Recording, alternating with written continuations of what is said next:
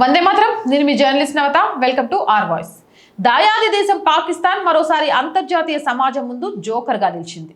Israel, America, Iran మధ్య కాల్పుల విరమణకు మధ్యవర్తిత్వం పేరుతో ఇరుపక్షాలను మభ్యపెట్టిందా అంటే అవుననే సమాధానమే వినిపిస్తోంది. యుద్ధాన్ని ఆపే విషయంలో బ్రోకరిజం చేయబోయి చివరికి జోకర్గా మిగిలిపోయింది. ప్రపంచానికి శాంతి దూతగా చూపించుకోవడానికి మధ్యవర్తిత్వం వహించేందుకు పంపించాలని అమెరికాను ప్రాధేయపడిన పాకిస్తాన్ అవకాశం ఇచ్చిన ట్రంప్తో పాటు ఇరాన్ని సైతం మోసగించింది. తామే యుద్ధాన్ని ఆపించాం అని పాకిస్తాన్ తెగ ప్రచారం చేసుకుంటుంటే ఇరాన్ మాత్రం అందులో నిజం లేదని క్లారిటీ ఇచ్చేసింది.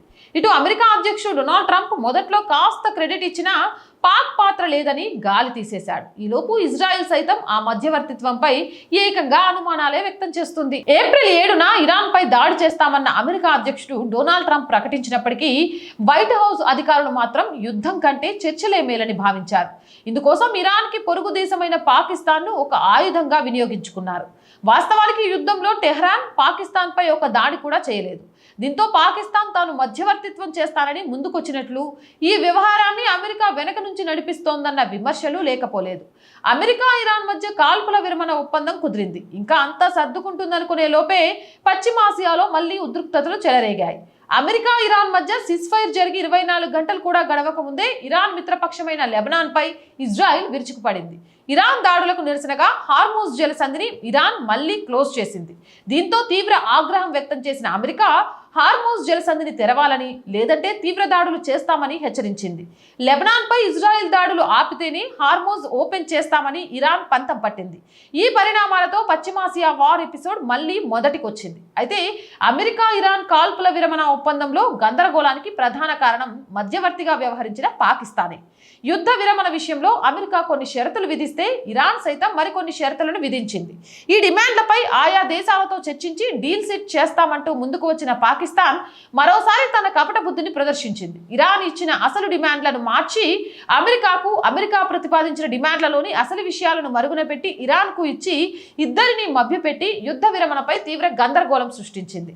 దీంతో కాల్పుల విరమణ ఒప్పందం కుదిరి 24 గంటలు గడవక ముందే లెబనాన్ పై ఇజ్రాయెల్ భీకర దాడులు చేసింది. ఇదేంటని ప్రశ్నిస్తే సిస్ ఫైర్ ఓన్లీ ఇరాన్కే వర్తిస్తుందని, లెబనాన్కి కాదంటున్నాయి అమెరికా, ఇజ్రాయెల్. వీళ్ళ వాదన ఇలా ఉంటే తమ మిత్రపక్షమైన లెబనాన్కి సైతం సిస్ ఫైర్ వర్తిస్తుందని ఇరాన్ వాదిస్తోంది.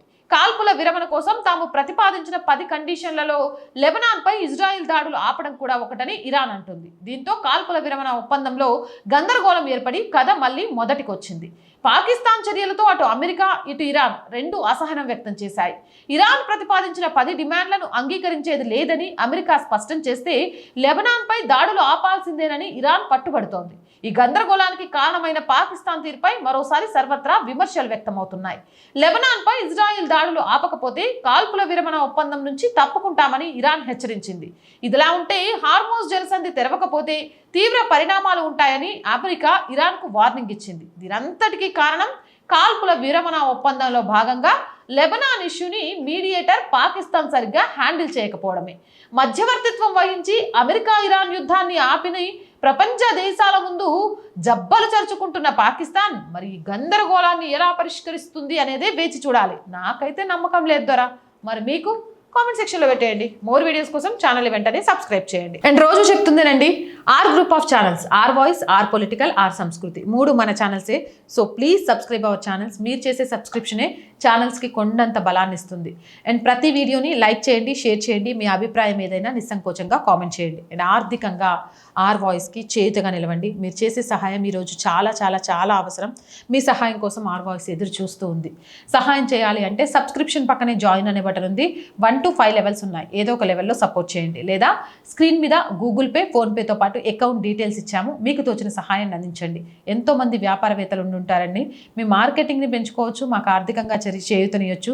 సో ప్లీజ్ యాడ్స్ కోసం 8328500576 నెంబర్ని సంప్రదించండి. జై హింద్, జై భారత్.